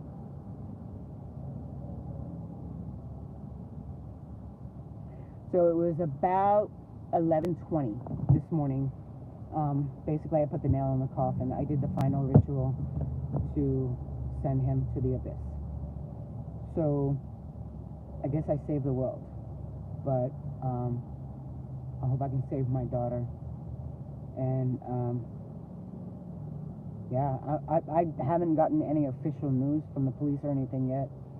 But I've seen my daughter decline. And I can't look at her right now. I have to face the spiritual warfare. I have to save the world, I guess. And I don't worry about things like that. I know that we're protected. I know that I'm royal blood.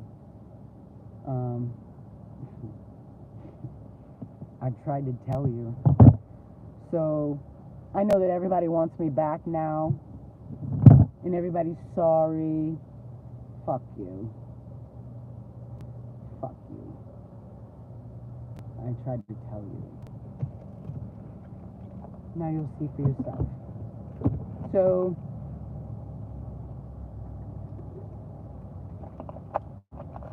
here's what's going to happen. You are going to call a press release. And I need you to hold this press release and basically renounce yourself and tell the fucking people what you've been doing. And if you don't,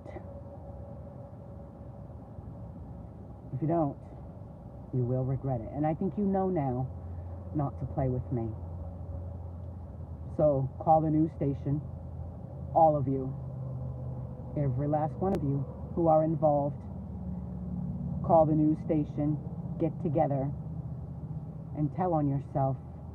I want a public apology and about 10 million in my bank account so I can go have a little fun. So I can go act like a demon for a few months and just give it all away. Whatever was stolen and taken from me, I want admissions of guilt. I want it back. And we'll deal with the judgment. Anybody who's honest and follows my instructions and does what I says, I'll be a little lenient with you. Maybe. We'll see.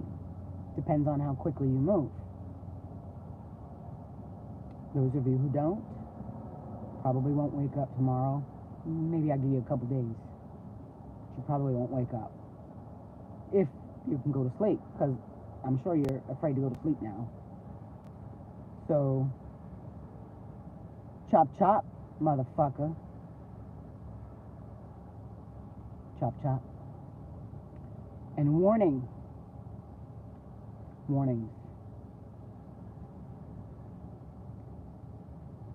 If you make one more attempt on my life, it'll be the last breath you take.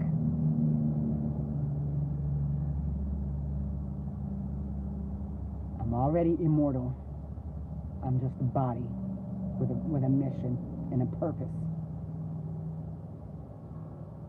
If you interfere with that again, you're in trouble. Because you're not playing with me. You ain't fucking with me. You're fucking with God directly. You don't know God. You think you do, but you don't know God. You already are on the shit list because you don't know God. At least try to change that by listening to me. Do what I told you to do. Begin to fix this, and I'll introduce you to God. Everything every pastor ever told you is a lie. Okay? Okay. Stay the fuck away from my house. Get off my phone, off my internet. Stay out of my business. And learn to respect me. Because my dark side is about 10 times bigger than that demon I just took out. But that bitch has been sleeping for a few thousand years. And I think it's a really good idea to let her sleep.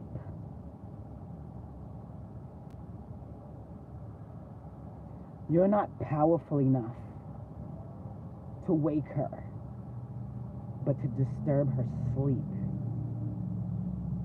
is just gonna fuck you up. She's not gonna be awoken this lifetime.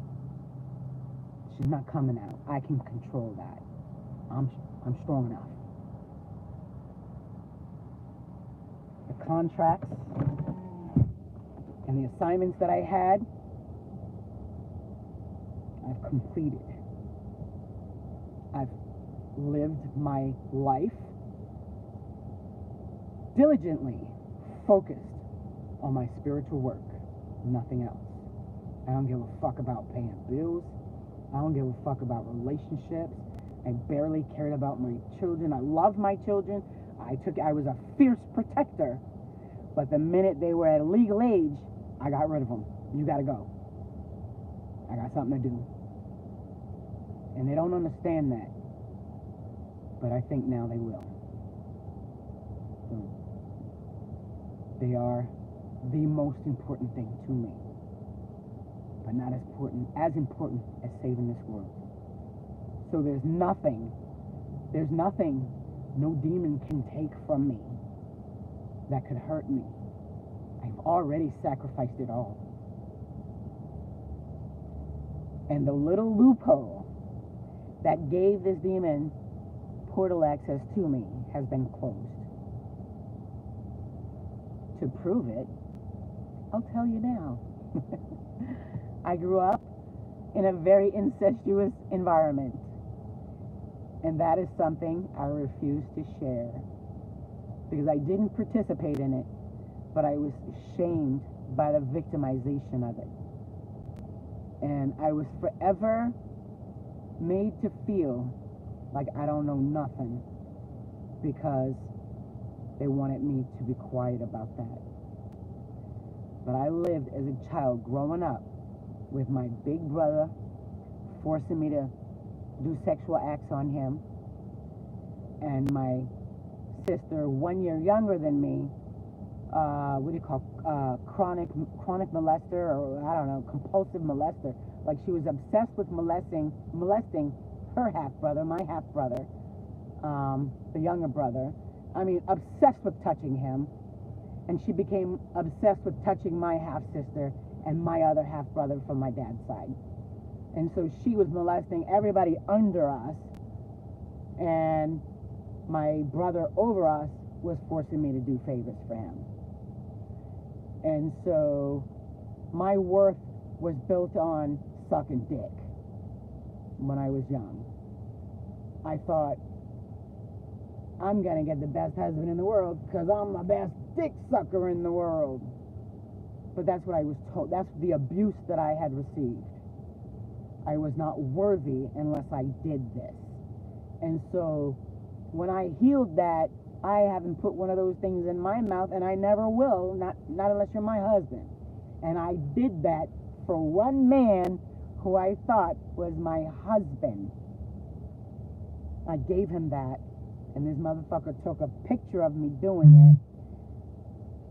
And I realized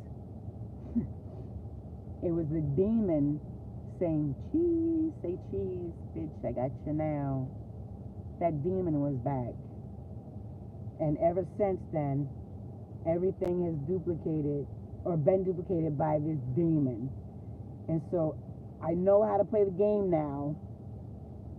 I got this. You got to clean out that closet, and it's got to be completely clean. It can't be no bones in there. You can't take out a few skeletons and say, okay, I clean out my closet and shove 20 back in there. Everything has to be cleaned out. Every fucking bone fragment off the floor. Everything has to be cleaned out. Even the bone dust that is collected on the walls has to be cleaned out in order for you to be free. And that's what I've done. And to congratulate me, this is the ascension that I have. And you can have this too. You're not necessarily going to be me or be like me. This isn't for everybody. It's taken me many lifetimes, 8, 9 lifetimes, to be able to have the strength to do what I've done. Okay? So I don't care how much you copycat me. I don't care how much you are obsessed with me. You are never going to be me. All right? It's not going to happen. Instead, why not let the world celebrate who you really are?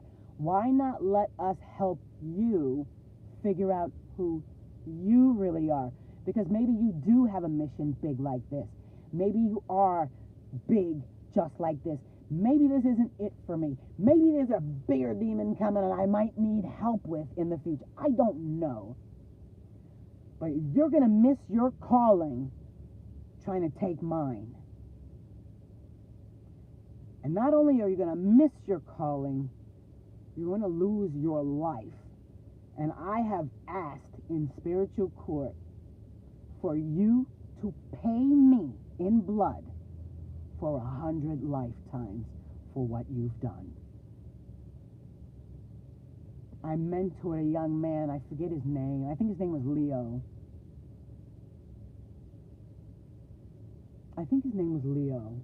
I'm not sure. Really cute kid. And he told me he had some fears And I was like, what are they? Let's knock them out.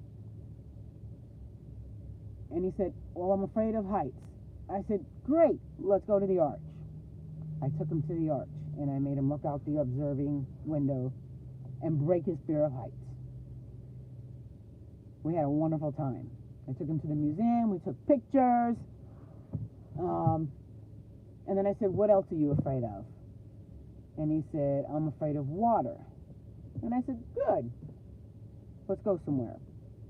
So I took him all the way to Illinois, and I took him to a casino. And the casino was on a boat. And he had no idea. I said, you ever been to a casino before?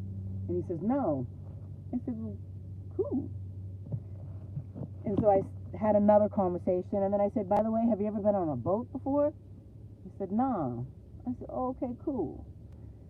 So when we're inside the casino and he's enjoying himself, I cracked the code. I said, I want you to know that not only... Oh, hell no. Get the fuck out of here. I'm not talking to you. Get the fuck out of here. The fuck, you don't understand, no?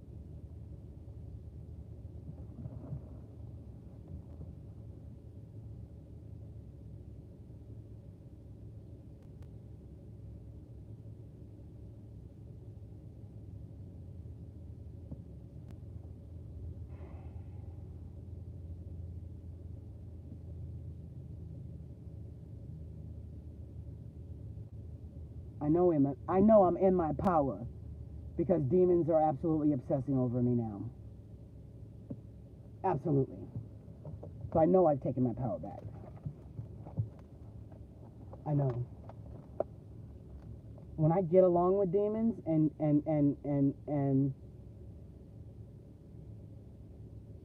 I feel safe with them, I recognize that there's been some sort of energy shift. But when I'm minding my fucking business and they keep coming, I know I'm in my power. They want to be slayed. They want me to spank them. They want me to excite them.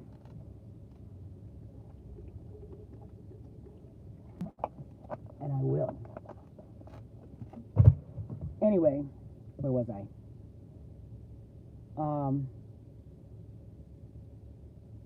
I can sit here and threaten you and warn you, and I've warned you 1,000 times, and you still have persisted to fuck with me. My thing is that is my house. I own that house free and clear. I don't have no fucking rent. I don't have no mortgage. That's my shit. So if you come fuck with my shit, I'm gonna pay more attention. I'm gonna fuck you up. I'm finished with that aspect of healing. Now I'm ready to eat some motherfuckers up. I don't have the need to be quiet anymore. I'm gonna fuck you up. So if you come at me trying to retaliate for exposing you, I will continue to expose you. I know a lot more than I can put in this video. And I got a shitload of evidence that I can't show you in this video. And I don't have it with me. I've moved all that shit to a safe location so it can't be fucked with. So you can ransack my house, you ain't gonna find nothing. There's nothing in my house. I barely have stuff. Okay? So I don't value material possessions. Not at all. I am not a materialistic person. I like nice things and I like luxurious things, but I think more importantly, I like quality things that will last. Because I don't work. I manifest money, and that's energy. So I'm funny about that. So if I catch you around my house again, don't get upset when the blowback hit your ass. The shit that you have done to me and the shit that I see that you have done to this city is fucking disgusting. So If I could have my way with you, I would hang you by your balls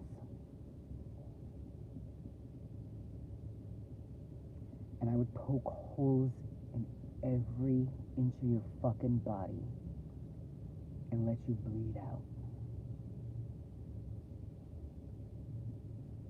Because you're not worthy of anything more. And everybody who was stupid enough to follow you, in my opinion, should be crucified the exact same way. I manifested what was my true love, my practical magic wish. Since I was a little girl, I started manifesting this person. And in one day, poof, there he was. We fell in love instantly. He knew I was it, and I knew he was it. And he took me home. And it was like I had finally come home. And it was like I was waking up. And I said, oh my God, this feels like a dream. It's like a dream. I feel like I'm home.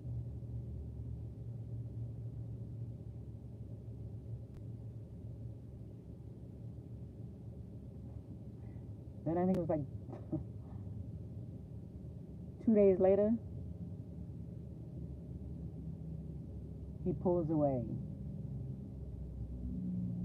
And I'm demanding communication, like, what's going on, what's going on, what's going on? And a week later, he's going ghost. So I show up at his house. I'm like, what's going on, babe? And I approach the steps to go inside, to take this inside, and he blocked me. And I said, what the fuck? I can't go in? And he said, nah. I said, you got somebody in there? He said, yeah. I said, what the fuck are you thinking? He said, I was thinking I can't afford 2 houses. And I said, man, fuck you. And I left. And I never intended to look back. But I did, uncontrollably, because I knew that was the love of my life. But I also knew that a demon had interfered. And so I broke down, and I reached out, and I tried to get an answer. Like, you wanted this, I gave you this, I asked for this, you're not giving it to me. I gotta let this go.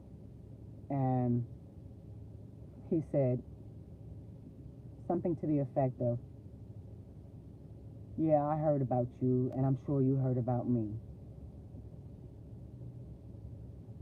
And he sat down and he damn near cried. And I said, I don't know what you're talking about. I only know 3 people in St. Louis, and you're one of them. My brother's the other one. And Leah's the other one, my friend from Ukraine. I don't know anybody here. I don't have any friends. What are you talking about?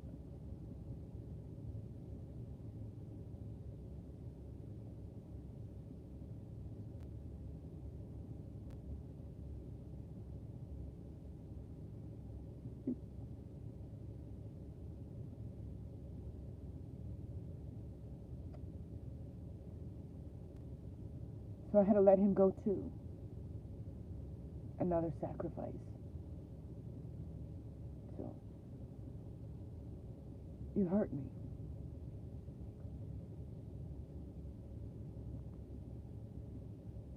But what you have to recover from, you're never going to recover from it. I'll be all right. I'll be all right. But what you're going to go through,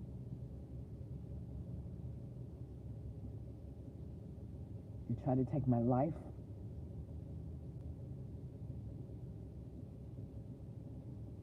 you took my twin Ray from me, someone who shares a piece of my soul. You took my or a divine counterpart from a particular timeline. You guys have fucked with my money. I've had days where I couldn't even make $30. That's okay, because now I have days where I make about 1,000 times that.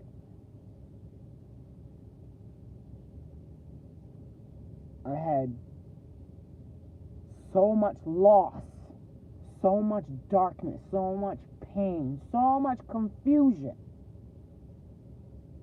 in my life based on your dick and balls, based on your ego. Not only did you try to destroy an angel who was a gift and a blessing to you, you tried to take down St. Louis. You trying to dominate the world. You trying to force me to marry a demon so you can take over the world. This is some pinky in the brain shit.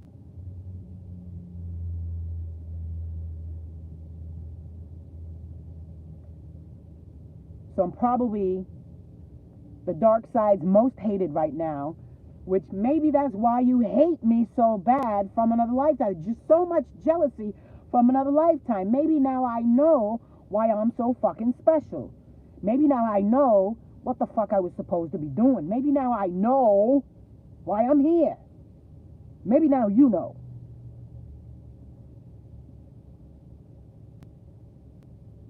We all have a special purpose. And even those of you who are stupid enough to do this demonic shit,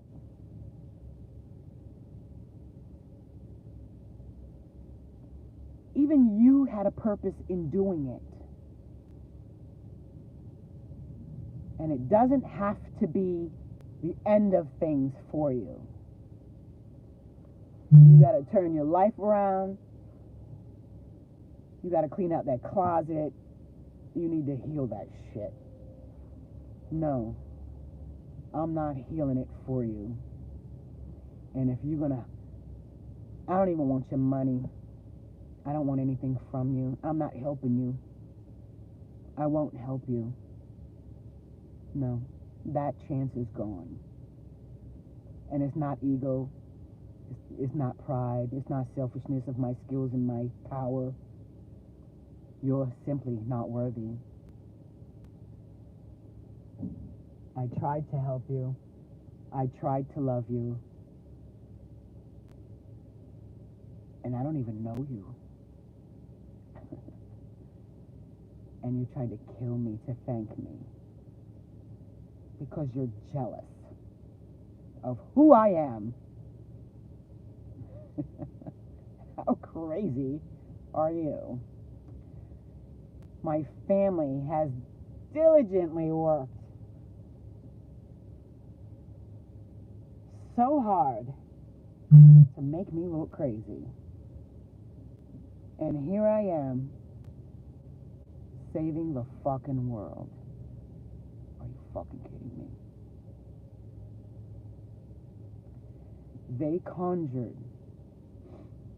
one of the most dangerous fucking demons known to the fucking Vatican. And they were very successful. That motherfucking Warlock, kudos, yo. Nice work.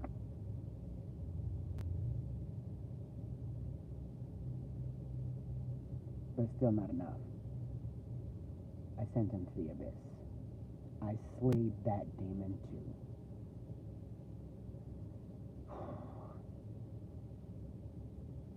I'm tired, and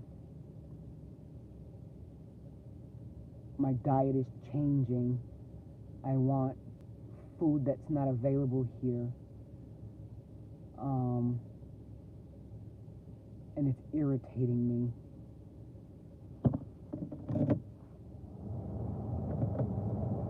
So I have to find it.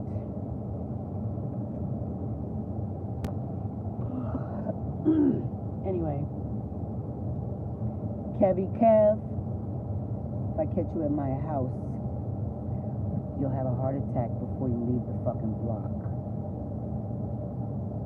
Okay? Don't play with me. I don't know who the fuck you think you are. You motherfuckers have been smiling in my face, laughing at me. And I didn't even laugh at you, because I'm not going to stoop to your level. I don't even have to tell you, just wait and see. I don't have to make any threats. I don't have to say nothing. I just knew. I just knew they're going to be sorry. They're going to be really fucking sorry. So, somebody's baby is dead. I'm taking babies. I'm wiping out all these fucking demon babies if I have to. They're all going to die. I don't give a fuck. I'm trying to take that demon.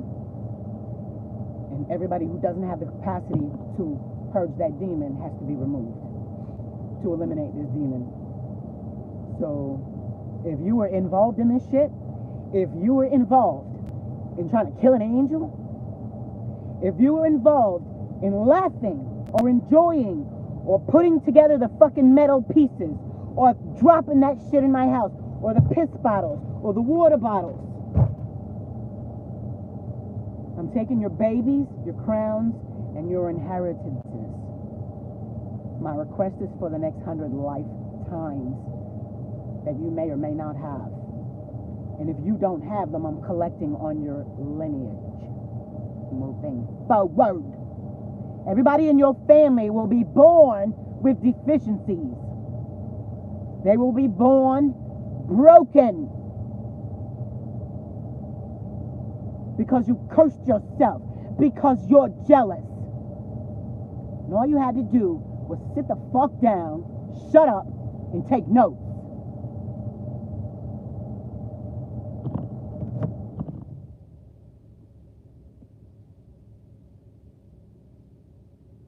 You stupid. Confirmation.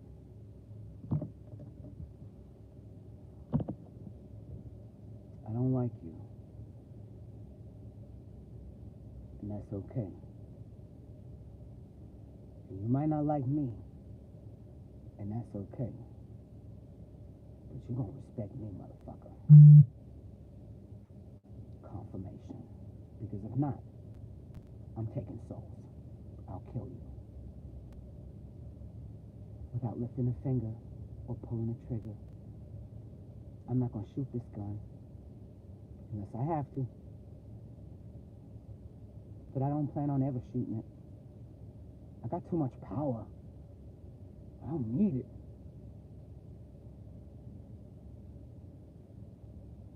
My power would probably disable it anyway. To be honest. So, it's 133 minutes and 50 seconds. New beginning. Archangel improved. Signed, sealed, and delivered. I think I just saved the fucking world. And, so hey, that's why I'm here. Now I know. Now you know. Now leave me the fuck alone.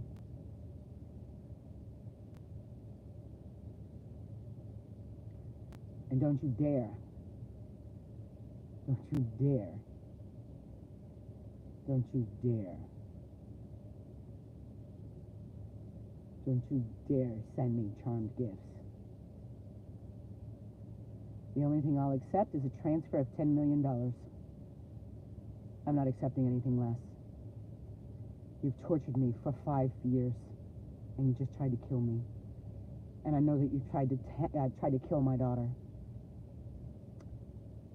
$10 million, or everyone's dead within, I don't know, as soon as I can get the petition through.